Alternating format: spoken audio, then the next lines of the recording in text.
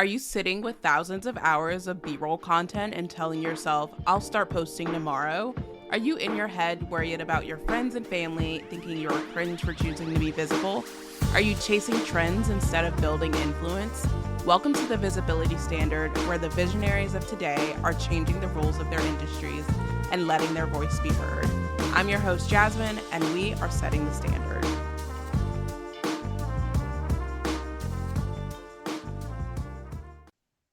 So excited for my guest today. She is all about empowering mothers to pursue their entrepreneurial journey and shares her own motherhood and entrepreneurial journey in the making. Laura, thank you so much for joining me today. Thank you for having me. I'm so excited to chat.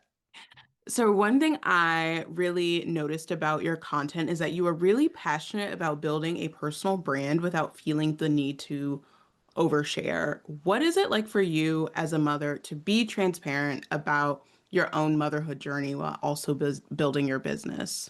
Yeah, no, it's such a great question because I think people buy from people, right? And people want to feel personal brand is so important because people want to feel connected to you.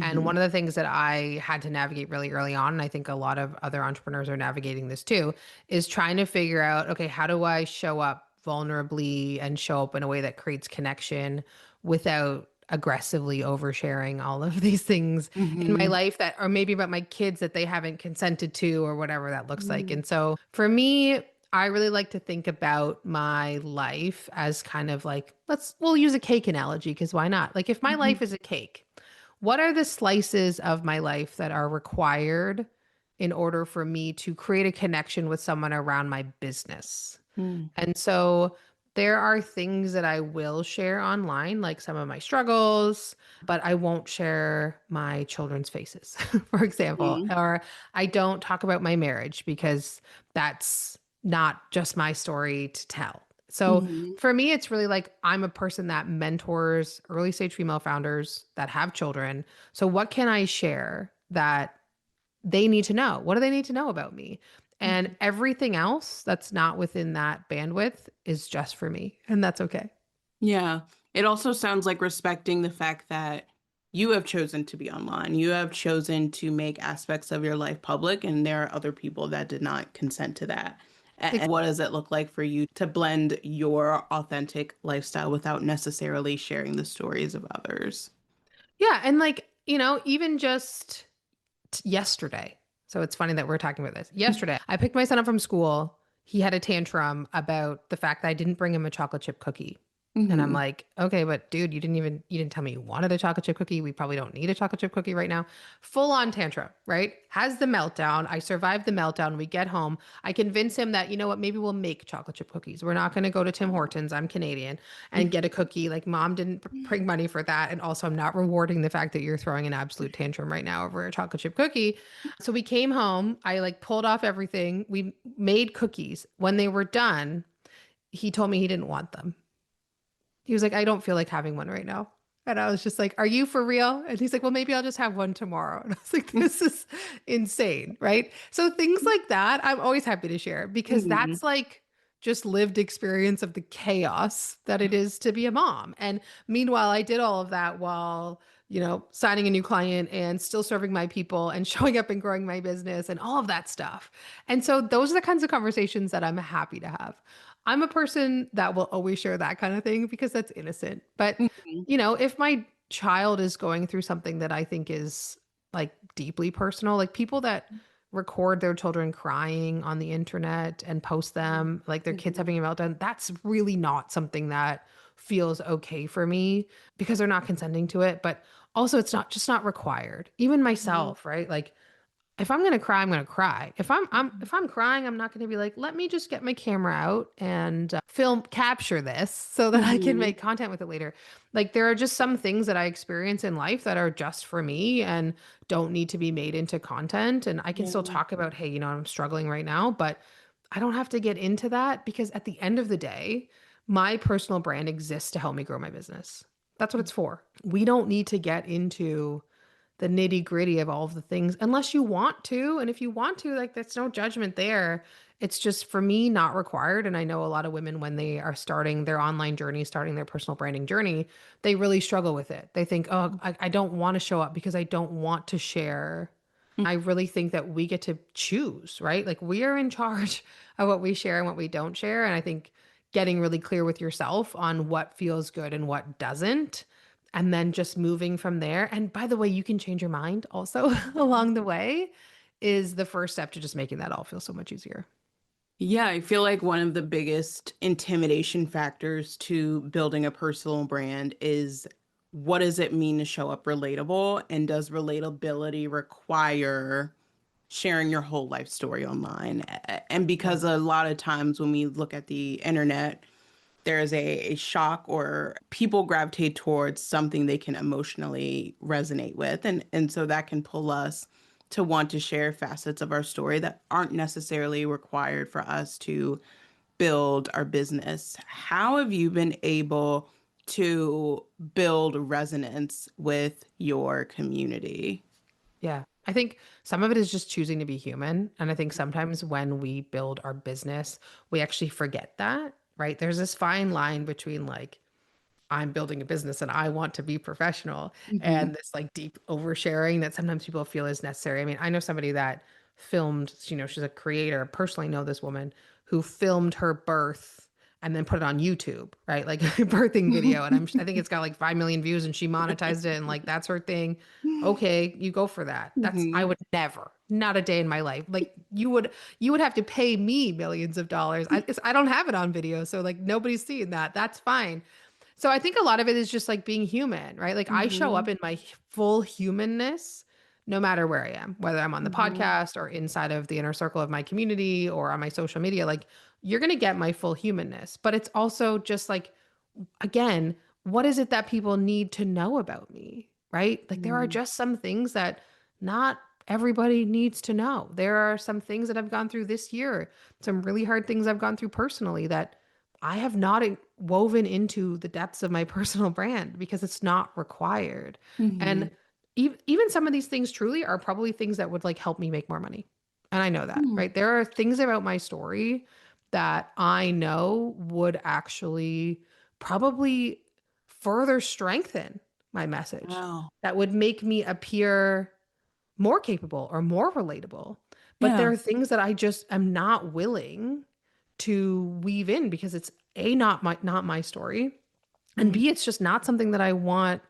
I don't want to be married to that, right? Like I don't Hmm. want to be the girl that went through all this hard stuff that I have never talked about publicly, and then people hire me because of it. So I think it's just really interesting, and there's no right or wrong answer here, Jasmine, because it's truly like you get to decide for yourself how you want to show up in your humanness and what pieces are for others while still being real and authentic. And Hmm. one of the things that is really important to me is that I'm the same person online that I am if you were to meet me in real life or connect like this or be inside of any of my coaching programs. Like I am exactly the same in all places. So trying Hmm. not to be performative or turn on something that isn't actually there. I think people are really good at shining the apple. And I like to joke that I'm just too tired to be anybody but myself. But having like truly just being consistent in all of the spaces is something that has really, really afforded me a lot of success.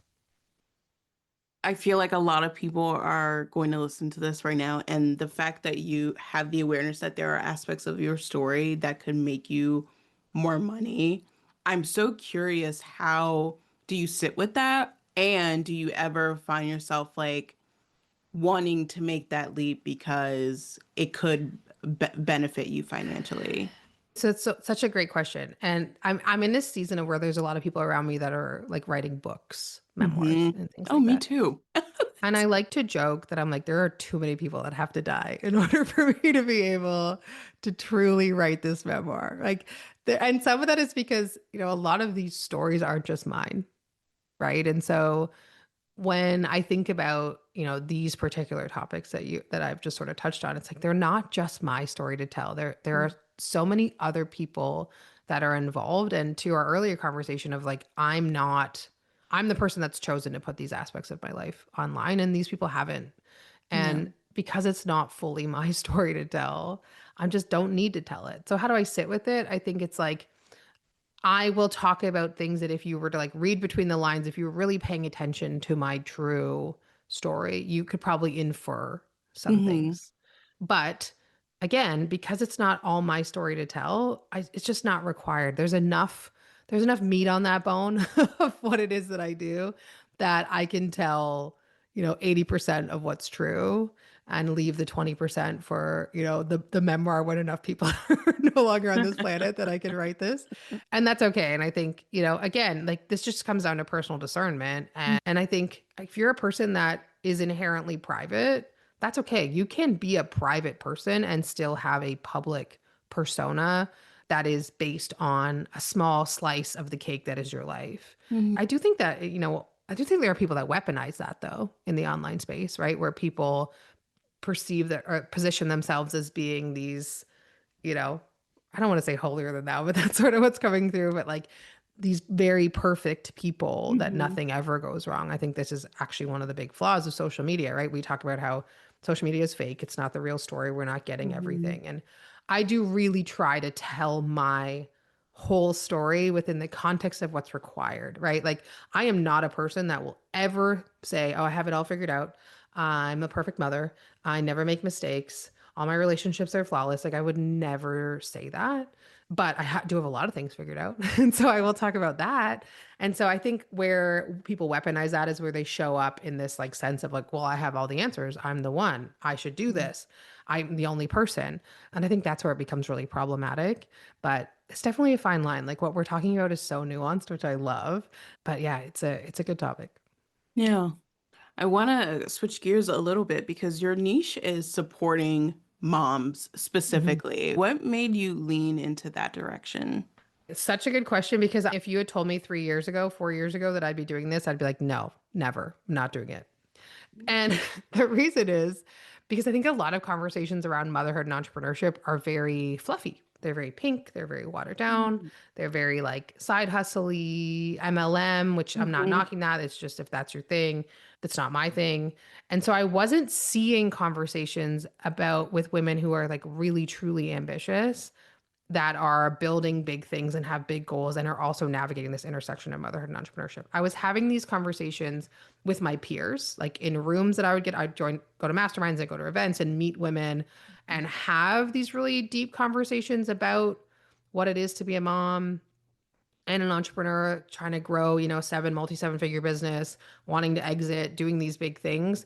But like, oh gosh, I feel so much guilt about my 3 year old that's at home or all these other things that are showing up. And I was having these conversations behind closed doors. And then I was having conversations with my clients that I never really planned on. I sort of started in the Hmm. online space helping with more marketing, but I was talking to a lot of moms. I was attracting a lot of moms and a lot of these women that were not seeing themselves in other motherhood conversations in this sort of more mompreneur type, which is a word Hmm. I don't love. I find it very infantilizing. Some people love it. I just don't. And so I really avoided leaning into the mom space because I kind of was rejecting it, honestly. And so I started my podcast in February of 2023 because I was like, okay, I'm having all these conversations behind closed doors. I'm not seeing enough people having them. Fine, it can just be me, right? Like, fine, I'll Hmm. do it. And so when I started it, I called it This Mother Means Business. I actually went to my Instagram account at the time and just said, okay, I'm starting a podcast. Here are the two name options. I'm either going to call it The Ambitious Mother or I'm going to call it This Mother Means Business. And 75% of people voted for The Ambitious Mother.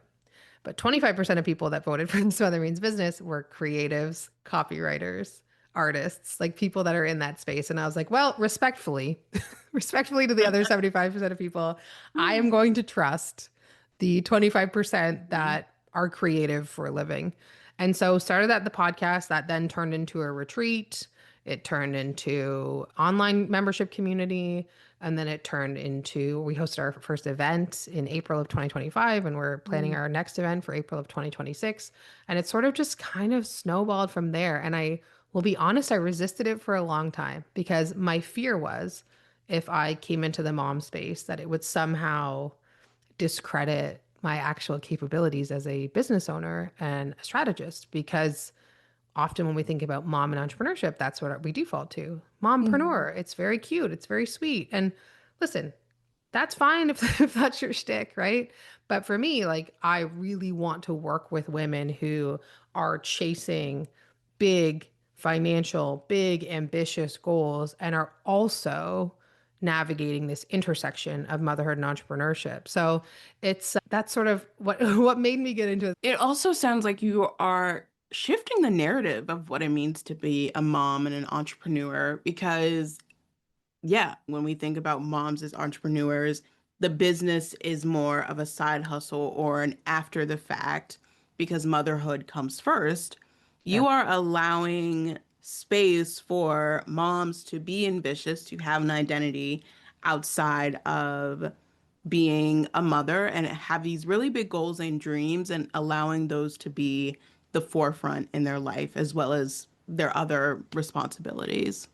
Yeah. I mean, if we go back to this sort of like multi-level marketing side hustle thing, the unfortunate reality is a lot of these things prey on moms. Hmm. They prey on a woman's desire to be at home with their children, right? And some women are more driven by that than others. I don't think there's a right way to be a good mom. I think, we're all different human beings and we all have different desires and needs. But the reality is a lot of moms find themselves in those types of industries Hmm. because they're designed to prey on that, right? It's this promise of, hey, you can stay at home with your kids and still make 20K months if you sell this face cream, right? Like, so that is really unfortunate. But I am really trying to shift the narrative for women that want bigger than that, right? To say that it's okay to have these goals and it's okay to put your ambition forward in certain seasons of your life. And it's also okay to put your family forward in other seasons of your life if that's okay, right? Like for me,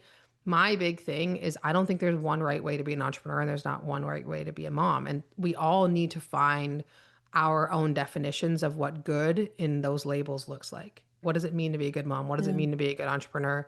And it was something that I really struggled with. I didn't have examples of entrepreneurial moms growing up, certainly. And even when I became a mom, I didn't know any other moms who had businesses. I'm here in Canada, we get a 12-month maternity leave, which is crazy in the United States. I'm surrounded by other women who were getting a full year off, right? And Hmm. they're being paid by the government, not their full salary, but in some instances, depending on the company, like you might get 90 days or 6 months of your full salary. And then, you're on EI, government Hmm. support. But I owned a gym business at the time. I couldn't very well just be like, well, we're going to shut it down for the year and it's all going to be fine. Like I didn't have that support. And so creating this Mother Means business and doing the work that I do now is some of it is a reflection of like trying to heal from my own experience and making sure that no other woman has to go through what I Hmm. did in that window of trying to navigate what does it mean to be good as a mom and good as an entrepreneur and all feeling like I'm failing at all of it at the same time. I was gonna ask you, how did you give yourself permission to put your ambition in the front seat when it comes to processing the multiple feelings that come with being a mom, the potential guilt that comes up with maybe not being able to give your family or kid the attention that society says you have to be a good mom. How did you allow yourself to move forward and build something? Yeah. Truly, I tried to put everybody before me and the things that I wanted, and it just imploded. Like it was not going Mm-hmm. to work, right? Like I was miserable. The people around me were miserable. And I will say that I really do try to put my business actually last. So, my priorities used to be, so which I know sounds a little backwards, but come on a journey with me for a second. My priority used to be like business first, then my kids, then my partner, and then me. Like I was always last. I was going to do whatever it took to make my business successful, even if that meant lighting everything on fire, right? Like all my relationships, everything on fire. And that really wasn't sustainable. That wasn't something that was going to work for me. And so what I've learned is that I actually have to put myself first and my own needs first, and then my partner, then my kids, and my business towards the end. Part of my own needs sometimes is growing my business. Part of what makes me feel whole and like myself is being able Mm-hmm. to go out and meet with other moms and talk about my business. And so that's sort of the energy that I take with it. But to answer your question of how did I get there, I got there because I tried it the other way and it just didn't work. Putting myself last in a lot of ways also means putting my business last because I get so much joy from my business. I love the work that I do. I love what I'm building. And if I don't have the space to do that, I'm not particularly good at the other roles that I wear. I can't show up in the ways that I really want to. And so if I don't pour into myself in whatever ways that looks like, if that's, eating properly or exercising or spending time with friends or working on my business, I show up as a distracted mother. I'm Mm-hmm. not attentive to my children in the way that they deserve or the way that I even want to be a mom. And so for me, kind of rewriting what supports I actually need came out of just experiencing a whole lot of pain and recognizing that like this is not going to be sustainable for me, and then starting to be kind of unapologetic about what I do need and what I Mm-hmm. do need that to look like, and enrolling the people around me in that conversation, and also putting myself into rooms with other women who were doing it. I Mm-hmm. mentioned I didn't have that, but I went out and sought out examples Mm-hmm. of women who were building big businesses and showing up fully in their home life, and that helped a lot too. I think the overarching message that you're speaking to is there's a season for everything. Yep. 100. There are seasons for everything. And I'm in a season right now where my business is growing at a very rapid clip, and I'm grateful for it.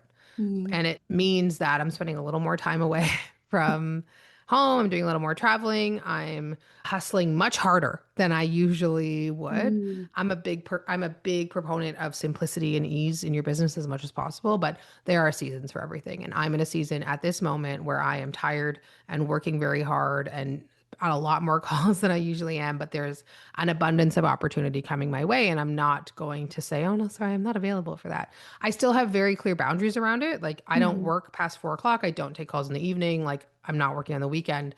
None of that's happening. But I am in a season where I'm just like, oof, I'm pushing a little more than I want to be pushing at this moment.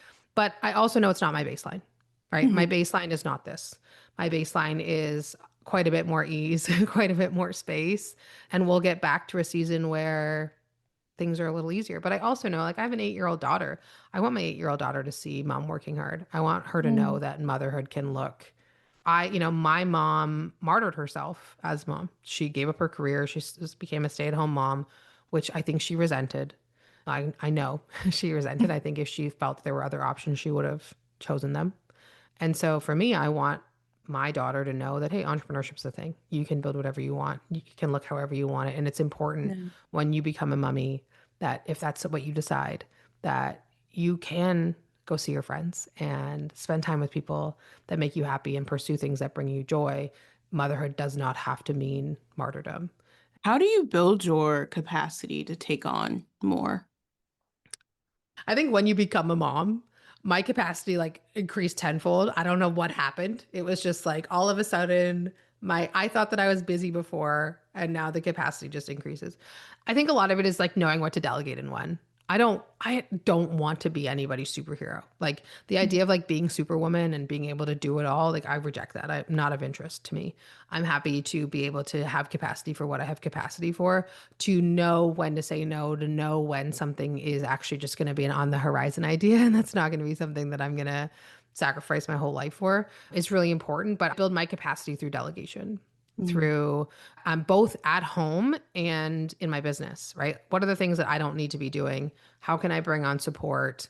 Can I find a teenager around the corner? My kids are 5 and 8 now. So it's a little bit of a different season in that, I met a 15-year-old girl that lives 10 houses down from us who comes and hangs out with my kids. And they love that and that works out. And, I have someone that comes and cleans my home every couple of weeks because I don't have the capacity for that. So Mm-hmm. I don't want to be a person that is working 12-hour days, 7 days a week. I want to also enjoy life. And Mm-hmm. I have intentionally created opportunities for myself to experience joy. And I have a horse. I bought a horse a couple of years ago. I go riding and I'm learning to do that. And I exercise regularly. I try to eat relatively well. It's not always perfect, but I try to take care of myself because we're only here. We only get to do this once, right? Like Mm-hmm. none of us know when our clock's going to run out, and so I'm trying to also live a life that feels really joyful, and that means not working all of the time. And so if I need more capacity, if I need to create more space, it probably means I need to delegate something.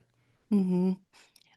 I mean, the message of there's a season for everything really shines through, but there's also the value in having a village and having Mhm. people that you can look to for examples of the kind of business owner you want to be, having the supports in place at home in your business to be able to be successful. No, no, I am in a season right now, like I said, where it's things are crazy, and but I've also never been more supported than I am right Mm, now. I've never had more people on my team.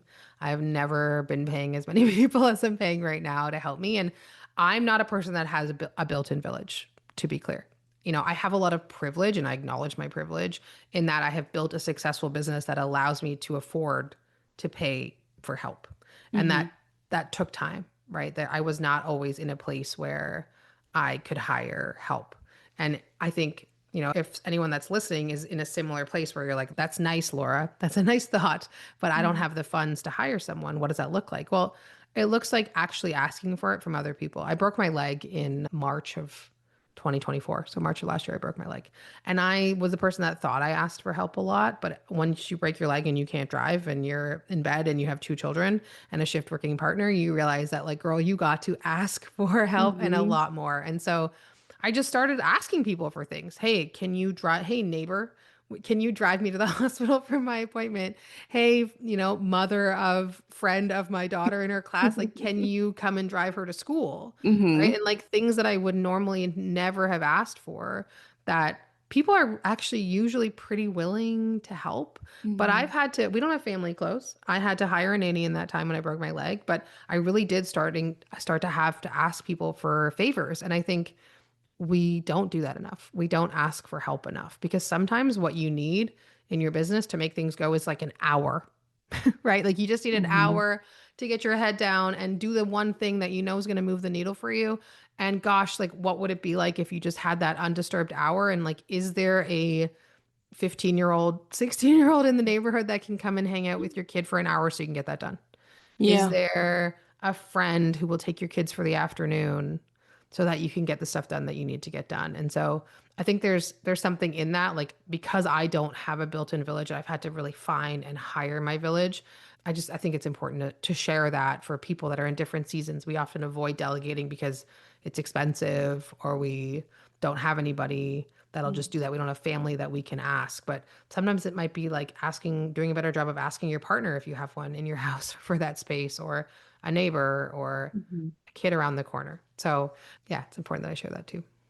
Absolutely. And I love that you speak to the fact that you don't have a built-in village. And so really getting to choose those people that you let in, choose those people that support you. As someone that is child-free and child-free by choice, one of the most valuable gifts that I offer my friends who have kids is like I tell them I am a part of your village. Like, let's hang out. I don't mind going to events that have your kids there with you. And not having kids like gives me the capacity to be present with their kids. And so if that gives them 5 minutes to kind of let their brain be free for a second, not all of us, like you said, we don't have that built-in village. We don't always have family nearby. We don't always have the support of family. And so being able to choose the people that support us, it allows more intentionality, I think, and it Yeah. allows us the opportunity to really cultivate something more thoughtfully. Yeah, and I love that you name that, and thank you for being proof of exactly this, right? It's like there are people that are willing to help, but you hmm have to ask for it, whether you have kids or not, right? Like there are people that are willing to help you, but for some reason, so many of us forget that that's even an option. Like you can ask for help. You don't have to be so proud that help is available for you if you look for it, right? If you convince yourself that it's not there, then no, it's not there. But I'm very jealous and I would love a Jazzmyn in my life. I think that it's just like a really important thing is like look around. Who are the people in your space that hmm can support you? I mean, my best friend does not have children. She's child free by choice, which is hilarious because I'm running this like mom business, but she lives far away. She lives about 2.5 hours from me. But I know that if I were to call her and say, like, hey, can you come up to where I live and bail me out? She would, you hmm know? I try not to, that would be like really, really the Hail Mary there is, hey, will you drive 2.5 hours to help me out? Like my sisters have kids. I was actually speaking at an event last Saturday and in the town that my one sister lived at. So I dropped my two children off. So she had four children, so I could go and speak. And like, we don't have to be We don't have to be invincible, and we cannot do it alone. You have to do Mhm. it in community, and that's for everybody. Like there are people that are willing to help. You just have to ask.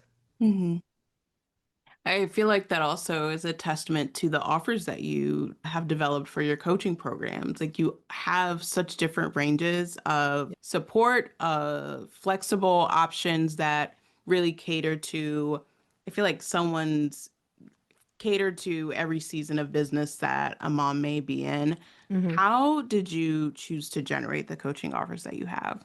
Oh, it took a really long time. It came over time. So for Mhm. me, I've always offered one-on-one support, private support. That kind of came first. And then I played around with a lot of different like group offers and things like that.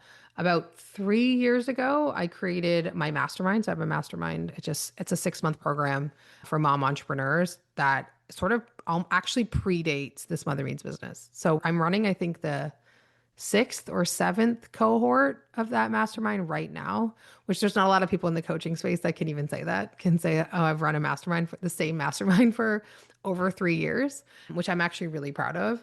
But that was sort of the first step was like, you know what, I'm going to help people at this level. Now that I have my sort of one-on-one, recognizing what that looks like, then it was adding the mastermind because I only had the capacity for so many one-on-one clients, adding the mastermind, which again has been great, but it also got to the point where I was like, not everyone can afford the mastermind. Like Mhm. it's not an inexpensive thing to come in and make that level of investment. The community, which is now known as the inner circle inside of this Mother Means business, Mhm. came from, and that started, we've been doing that for about 18 months, and that is a really accessible place where you can come in and you actually do get coaching with me. It's $127 Canadian a month, but there's office hours and live time with me every single month where you can ask questions and get support in that space. And then I'm just adding in sort of an in between the inner circle and my ambition mastermind.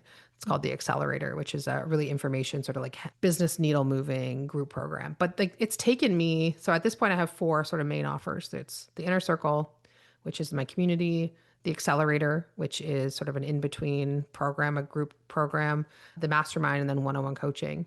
And it was funny. I was talking to another client right before this call, and she's like, I think you need to add a higher level mastermind as well, like for women that are sort of beyond, that have gone through my mastermind program and and maybe Mhm. don't want to be in the one-on-one container, but are making, already past that six figures, 200K sort of mark. That anyway, I was just laughing. I was like, I don't know that I can add a fifth, a fifth offer, but received. Thank you for telling me that. But it's taken me a long time to build that out. And the Accelerator is a very new program. I'm in beta round for that right now. But yeah, it's just been fun trying to meet women where they're at. And it's interesting as I build a coaching business because there are ways to scale it that are authentic to me, and there's ways to scale it that aren't authentic to me. And so I'm Mhm. trying to figure out what all of that looks like in this season as I'm, pretty much capped out on one-on-one coaching clients, and I probably won't have a space for a one-on-one coaching client for another 8 months, and the mastermind is only twice a year, and that's pretty capped out. So yeah, it's a great place to be in, but it's taken Mhm. me a long time to build offers. So for anyone that's listening that's like thinking about what their offer suite's going to look like, I really recommend just starting with one. And I don't recommend it being a membership. I recommend you starting with, like a higher tier mastermind or a one-on-one offer. Programs are great too, but if you're depending on what stage of your business you're in, like you need to have enough audience, enough people paying attention to fill that to make it worthwhile. What's your favorite offer? Oh, that's my favorite offer. I think my mastermind, my mission mastermind is my favorite offer. Just because the level of transformation that I can provide in that container is massive. And at this point, like I said, we're on cohort six, I think, six or seven. But then the women that have come through that are just changed after. And it's so cool to see them, yes, make more money in their business because at the end of the day, like that's what you hire me for. But also to see them like fundamentally change as human beings. And Yeah. that part of it is so cool. I mean, I just got off a call with a client who had done a few rounds of the mastermind, has come into one-on-one. She's been working with me for about 2.5 years. And I said to her, I was like, you are so different. You've gone from this place of being uncertain to like just knowing. She knows exactly what she's doing. She's so confident in how she moves, and it's just showing up in her business. And that Mhm. for me is just so cool to be able to work with people in that capacity and be able to give them that, where they just walk into a room and like they know. They know what they're doing. They know that they're confident in their offers. There's no question Am I the right person for this? Am I doing this right? And yeah, I get to do that in the sort of intimate, high touch containers of mentorship, which I think are always going to be my favorite. Yeah. Laura, this is been such an insightful conversation. I mean, season for everything, building your village, but also I love the emphasis on all of this has taken time.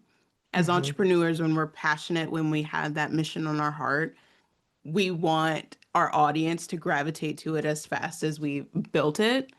And that doesn't always happen. It literally takes time. And so thank you so much for your candidness and your process and just being able to share glimpses into your own thought process and building your business. Thank you for having me. This is fun. You've asked very insightful questions that some of them I have never been asked before on the show. So I love that. Yay! How can people find you if they're interested in learning more about you? Yeah, so the best places to find me, I love to hang out on Instagram and threads at It's Laura Sinclair. And if you wanted to learn more about what we're doing over at This Mother Means Business, you can just head to thismothermeansbusiness.com and you'll find everything there. Awesome. Thank you so much. Thank you.